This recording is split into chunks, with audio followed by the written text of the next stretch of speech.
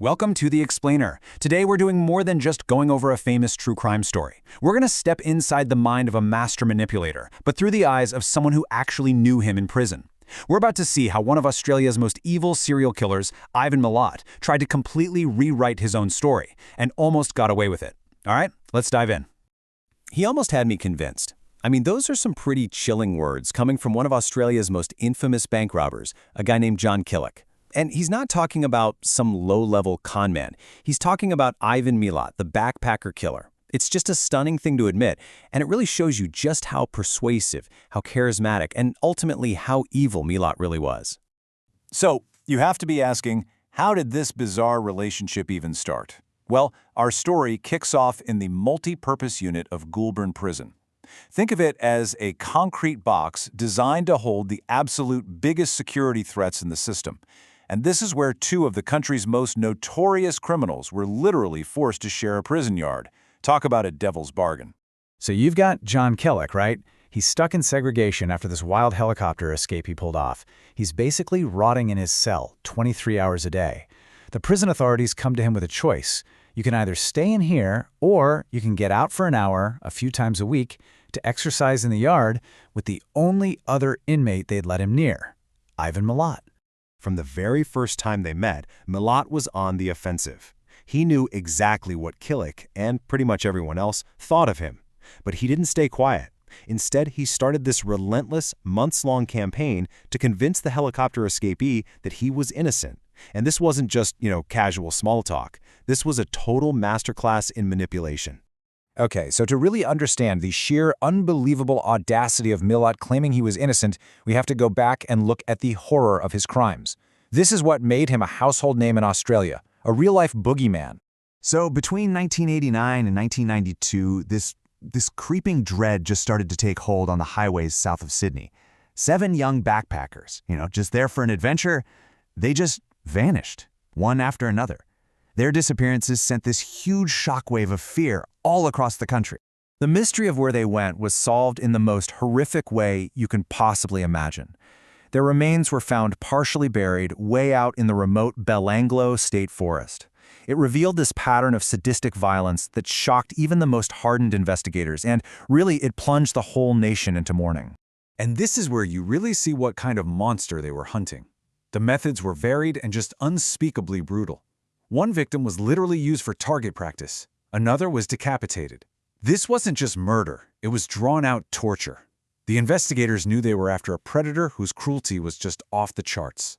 And yet, walking around that prison yard, Ivan Milat is claiming this was all just a terrible miscarriage of justice.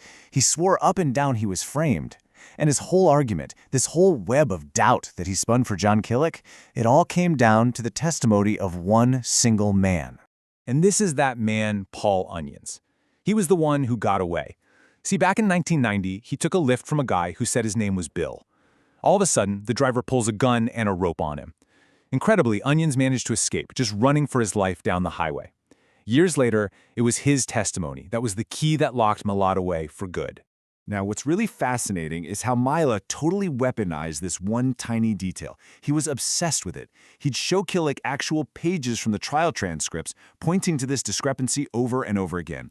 His whole argument was that Onions couldn't possibly have identified his vehicle, that he had lied, and that the entire case against him was built on this one lie. And his argument was so focused, so persuasive, that it actually started to work. I mean, think about it. This is John Killick we're talking about, a man known for his own criminal shrewdness, a guy who knows the system inside and out, and even he started to question the conviction. Milat wasn't just denying the crime, he was creating this really compelling alternative story. But, of course, the story doesn't end there. After a few months, Killick was finally let out of that high-security unit and he got access to the main prison's resources. And his first stop? The library. He decided he was going to look at the entire case file for himself to see what Milat might have been leaving out. So he just pored over the full appeal transcripts. We're talking thousands of pages of evidence, witness statements, legal arguments. He was searching for the truth. And buried in all of it, he found one small but absolutely devastating detail that Milat had, very conveniently, never mentioned in their little chats in the yard. It all came down to a simple, terrifying number: 7. And here it is. The crucial point is this. For every single one of those 7 murders, a careful check of Ivan Milat's work records showed he had taken the day off. This wasn't some flimsy argument about a spare wheel on a car. This was an undeniable, bone-chilling pattern that sealed his fate. And for Killick, that was it. That was the moment of absolute certainty. The odds, like he said, were just astronomical.